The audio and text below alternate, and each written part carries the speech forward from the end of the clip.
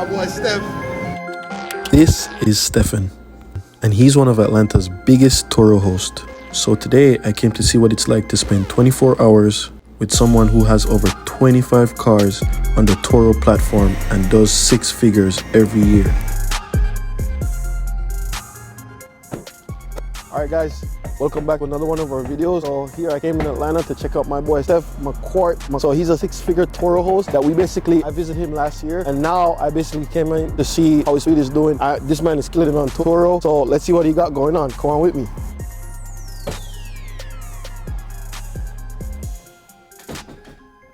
Oh, what's good, bro? I'm good, What's bro. going on with you? Nice. So you been, bro? Man, How's it been? Can't even complain, man. Bro, I reckon last year you were killing it. Like, I wonder what's business like right now. I mean, you already know we're going through the recession right now. Yeah. So as a business owner, you got to be able to adapt to different situations. So this year has not been our most lucrative year, but we're taking the opportunity to add more vehicles onto our fleet to get ready for next year. So I can't complain too much, man. In a little bit, I'm gonna show you the shop over here. Like, we got different things going on. So we're not relying 100% on one business. We're doing a couple of different things to make sure that if one of those things fall off, we still got something else. That's a great strategy. Let's talk more about that shit. Yeah, man. For sure. Let's do that. Yeah, man. What's been going on with you? Well, I just came here for some business for this tech startup I'm trying to do. But overall though, like, I've been really implementing some of the things you've been telling me in my Toro fleet, and that's just, it performed well, man. So some of the things I just stayed consistent with some of the advice you gave me last year, and I really am grateful for everything that you showed me. So it's like, I just really came to see what more I could really learn from you with whatever new you got going on. Yeah, yeah. know? And that's cool, man. That's I think when you hit me up last time on IG, I get a lot of people that hit me up, but not a lot of people that say, hey, I'm right here in your city. I came to see you. I'm going to pull up on you. So I think that's something important for especially this new generation to learn how to do, is reach out to people. If there's somebody that's doing something that you want to do, just, you know, making an offer to even have something in exchange for them, right? Have some value for them. But at least make an effort to come out your way to try to learn something. So yeah, man, when I heard you was in town again, I was like, oh yeah, I definitely got to mess with my boy. I'm big in stepping out of my comfort zone. You see what I'm saying? So it's like, a lot of times it takes me, I'm used to getting no's a lot, because I always try to talk to more people than I'm able to. So it's like, if I hear no from somebody, it's like, okay, just move on to the next. But it's like, you're somebody who really just like, all right, man, come on over, you know? So that's something that I really value. So it's like, me doing this now and getting the opportunity to come and see you again and show you my progress and what I've been doing, awesome. Yeah, man. That's awesome. Man, that's great, man. I appreciate you swinging by Yeah, again, man. of course, bro. Always good to check you out, man. Of course, but just what I want to really learn right now is just how to step into 2023 in business, you know, because it's like, there's a lot going on right now, and you see what's going on with interest rates. You can barely buy a house, and especially in buying cars. Like, what's a strategy that you think I should be having right now in buying a car, say for instance, because you know, like we do in the Toro, so it's like, you really need to have a great strategy when you're trying to buy used cars. So that's something that I came to talk to you about. So how do you feel about that? Yeah, so I did a video last year too about entering Turo in 2022, just all the events that were taking place, and I'm getting ready to do another one on my channel as well going into 2023, but just pretty much the gist of it, we're officially in a recession. We all know this business is mostly leisure. People renting the cars to travel on vacation, things like that. That's how a lot of people view Turo. But the different way I view it from a lot of other Turo hosts is I try to see how I can keep my rentals going, even if people aren't traveling.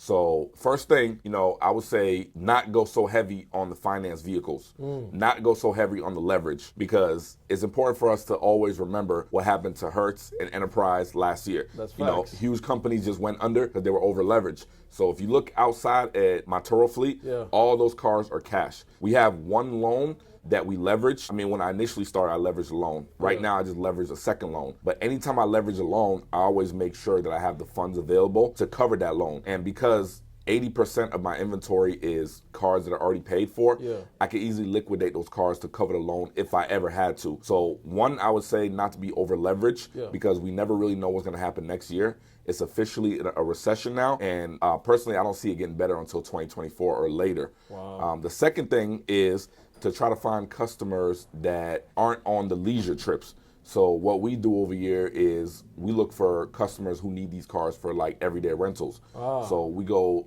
cash cars, cheaper cash cars that are gonna have higher utilization and that people actually need to get around for day-to-day activity instead of just renting for on vacation. Now, we still have those vacation rentals mixed in there, but you need to find a way to keep your utilization going even when people aren't traveling. So those are the two biggest tips that I would share with your viewers. And if you guys want to catch some more, you know, I'm going to be launching that on my YouTube channel. And I'm sure we'll be covering some more of that in this video as well. Definitely. So guys, I'm definitely going to include his link in this video, so you can definitely check him out. You can check that, man, this guy does numbers, especially on Turo. And like, I see you scaling it up with the content now. So that's just something that I feel like a lot of people would be really interested in, you know. But I really want to see what's going on in the shop though, because like, I hear them guys working, you know. Definitely. So if we can just see what's going on, I think that's pretty cool. Let's go out here and check the shop out, see what those guys going on, and then we'll go outside and check.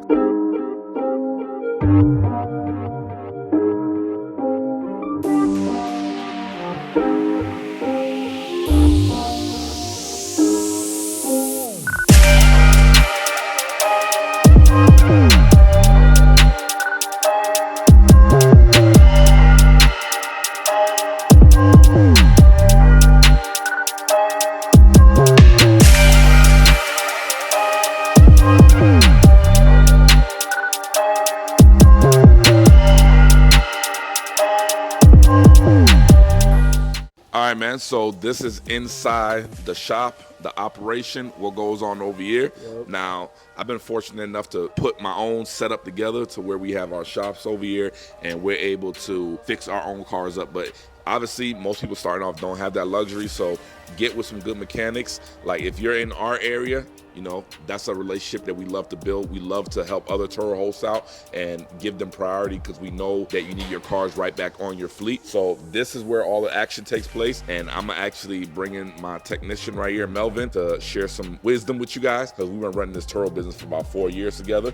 So I'm going to invite him in the picture. So my boy Melvin, like, so I know you get to see the first-hand, first-class seat of what really happens around here. So usually when people are operating Turo fleets, they don't really understand how hard it is to get these cars in and out. But I really want to ask you, what's the turnover like? Say for instance, somebody bring a car back. What is the situation like? How does that go? It depends on what it is. It depends what the problem is. Sometimes we can get cars in and out within like a couple of hours. And sometimes it's a couple of days. Like it depends how fast parts are coming or how fast what damage is being done.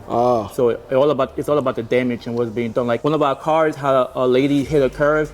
She bent a rim and it's a Pacific Q50S rims and it's really, really hard to find. So now we're waiting for days for rims to come in. We just can't go and just buy rims from the dealership because we have to order rims and it just takes time for stuff to come in. So what about cleaning and stuff though? How does that go? Oh man, depends who rents your car, man. I mean, I have people rent cars, man, for one day and it looks like they had the car for 6 months. So how do you operate the cleaning around here? Do you do the cleaning around here or do you take them somewhere else to get them? No, we have like a whole detail, man. We have a carpet extractor, we have power washer, we have a higher power vacuum, man. We have an air compressor. Everything is done in house. We don't never take our cars anywhere else. We do everything so it's a full setup. So yes. You guys are basically operating like just a full Turo business, the real way of how it's supposed to operate, because that's what basically cuts into my revenue. The fact that I gotta go get it cleaned, or I gotta go get a mechanic to do something. So you guys are already doing everything here in shop, right? Yes, we have a tire machine. We got a tire balancer. Wow. Yeah, we clean all our cars. Everything is done in house. We even do our own inspection. You do your own inspection? Yes. So you see, that's what I'm saying. All that cuts into my cost. So that's what I'm saying. So a lot of people, they wouldn't even understand how powerful this is to just have a shop like this. But you guys were operating like this way before you guys even started Turo, right? Yeah, that's one of the reasons we actually started Turo. So me and my business partner started like, how do we have money? How do we spend money? How do we make more money? So like, well, we sell cars, we fix cars, let's rent cars. So that's how we got into Turo. So now it's like everything we just like a car business, everything car business. Like for example, like what I have here, it's a Pacific computer that program keys. So any one of our cars that goes out, we always have a spare key because this time you really have to go out and repo your car back. Trust me. Really? How many times do you guys have to do stuff like that? I mean, we had to leave here at 12 o'clock at night one time to sneak in. Somebody had a car, we had to sneak into their driveway, get in the car and drive because they won't answer no phone calls. They won't respond back to messages. We just had to go and get our car back. But you have the tracking and stuff. All our cars have trackers on them. And you have kill switches? Yes, most of them have kill switches, but we haven't put kill switches in our new cars yet. But Yeah, most of our cars have kill switches. Man, that's pretty cool. So so a person like, if a person got your car and like now they're gone, do you get the keys back from them at some point? What we do is when you report a car back, you got to do a damage claim. The keys is also a part of the protection claim. It's a damage claim. So you have to go ahead, make a new key, and then give the invoice in the Turo, do a damage claim, and you will get your reimbursement back for the key. So that's how it works. Yeah. So whenever you report a car back, you're always gonna be out less key, but get a receipt for it, or the new the programming, because it costs like if somebody was to come out of the programming keys, so it's gonna cost like $150-200. Really? Yeah, that's how we bought this computer. I said, we got tired of having people program our own keys, so we just want to bought the damn. So you can program your own keys. Yeah, here. we could do all our own. So you're basically, you don't need anybody third party like, at all. So that's what I'm saying. So this is what it's like to operate a full-scale Turo business in terms of outsourcing nothing. These guys are outsourcing completely nothing. So if you do try to start your own Turo fleet, or if you are just trying to get in this car rental game, I would suggest at least you're gonna have to outsource a few things here and there, because I don't think it's just overnight to get started, just like you guys, right? It's very hard. Now when we first got in it, man, it was confusing, man. Like, like we had prices that was low. Our cars, our first like year, man, our cars was way underpriced. Like we didn't know how to do pricing. You didn't know how to price it. So we had to like learn a lot. Like, because when we started in 2018, man, there wasn't a lot of people doing Turo. There was only a few information out there for Turo, so we had to learn everything on our own, So now we just like kind of like the few pioneers of Turo, like from 2018 on now. So the game is down packed. That's but the knowledge build up though. Oh yeah, you built up the knowledge, man. That's crazy. So you see what I'm saying? But it's like once you got everything down, then I feel like you should have no problem doing this. Exactly, man. But thanks a lot, though. Basically, thanks a lot for telling me what's going on. Man. And I really hope to come and see this even bigger next year again. Exactly. Because I'm looking forward to have this. I'm looking forward to see how crazy this gets. So let's just see how it goes. No problem. All right. What are we doing? How you doing, man?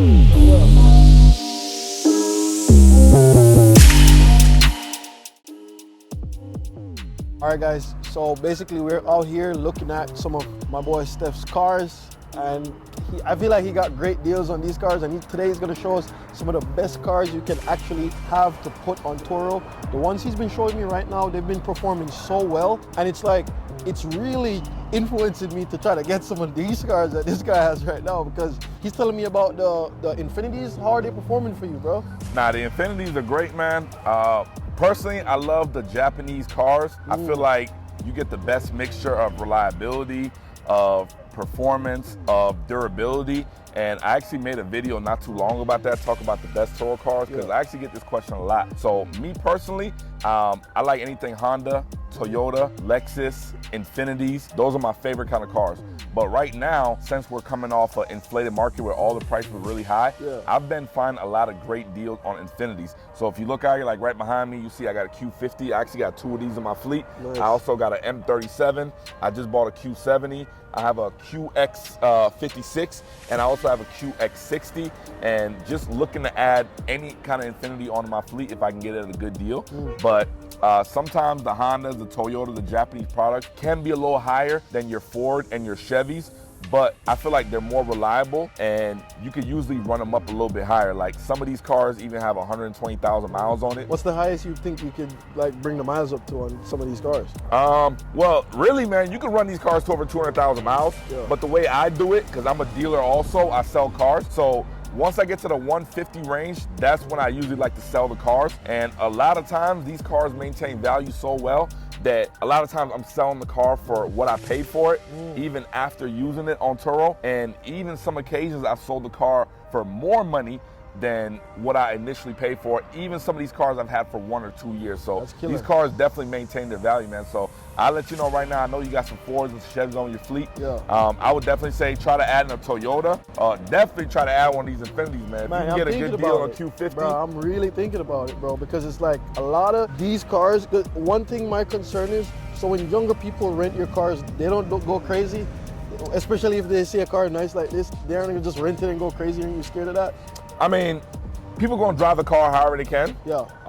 These cars right here, I mean, they crank out 300 horsepower, but you know, if they gonna crash it, well, you know, I'm gonna still get paid also. Claims, you can still get money from claims on Turo as long as you're doing everything right as far as checking in and checking the ID, making sure the person's on the account, you're gonna get paid. So I wouldn't even worry about that. But to really answer that question, because I don't want people going crazy in my car, that's why you don't see any Scat Pack, Hellcats, any performance cars, right? Because when people are renting those kind of cars, they're renting it for that reason. Yes. When people are renting Infinitis, they want something to look good in. They're not necessarily thinking of performance because, I mean, 300 horsepower is 300, but, you know, what can you really do with that? Yeah. I can bet, man. And just like, sometimes it's just not even about how crazy the car is, because as you said, sometimes people are just trying to rent a car to just go from point A to point B, because like they're not even renting it for like the leisure process. They're just renting it for basically just trying to make up for whatever car they have in their shop or whatever.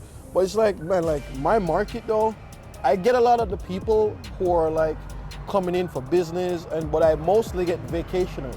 So the vacationers, they're looking to have like a nicer car to be in, you know? So actually, when I see this car, man, it's like, I'm really gonna show you guys how this real car looks. So just take a look and see what the car is and just tell me what you think about it.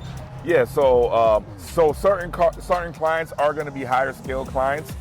So for those clients, you can get your S550s and get them real luxury stuff. But I wouldn't advise you to get your whole fleet on luxury cars unless you already got the clientele base. You know, it's always good to diversify, mix them around. Like if you see I got the truck over here, the QX56. Yes. Some people use that when they're going on vacation. They need that third row.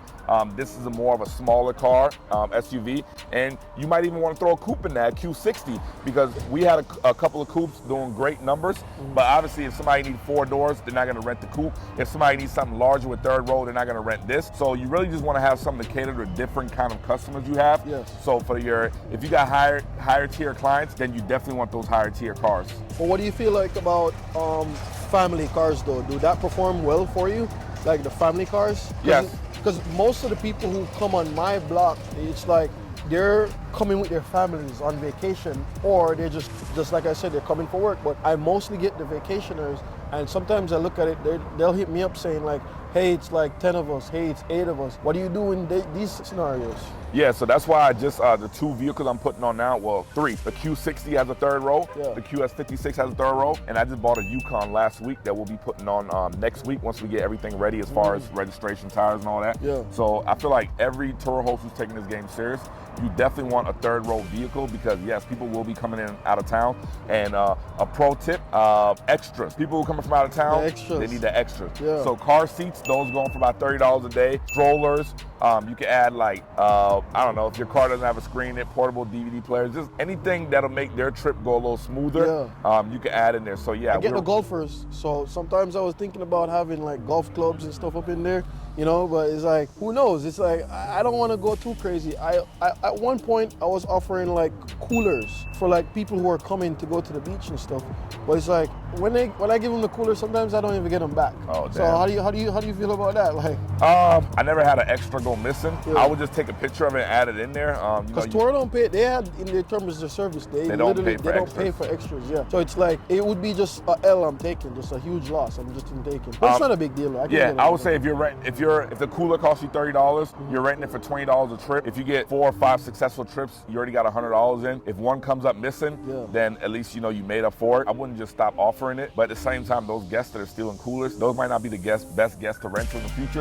So you might want to start your little blacklist also of the guests that did you dirty. Man, so that's crazy. But for anybody who's trying to get into Turo, to basically, what kind of insight can you give them right now? I mean, start small, start with the car you own, start with the cash cars, and just learn the game, learn the market, educate yourself, watch a lot of videos, jump into communities. If there's somebody you're looking up to that does that consistently, make sure you follow them and just try to learn from their mistakes, because in this game, you don't want to keep learning from your mistakes because you could have a detrimental mistake that could end your career prematurely. So I would say research is definitely the best route, and start small and scale up, but have a mindset of trying to understand the game instead of trying to make some fast money.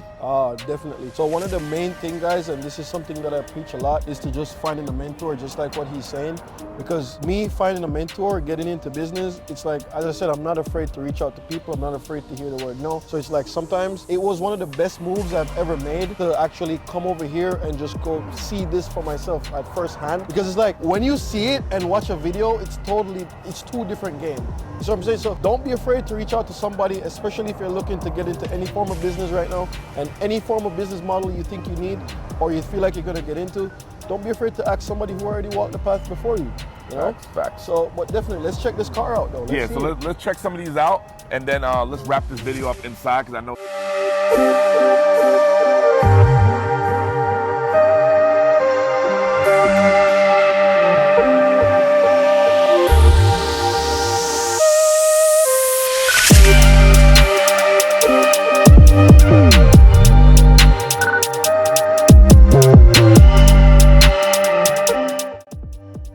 So guys, I really hope you find a lot of knowledge and a lot of information here today. But thank you guys so much for tuning in. I hope you like and subscribe, and I hope you like what you see here, and see you in the next one.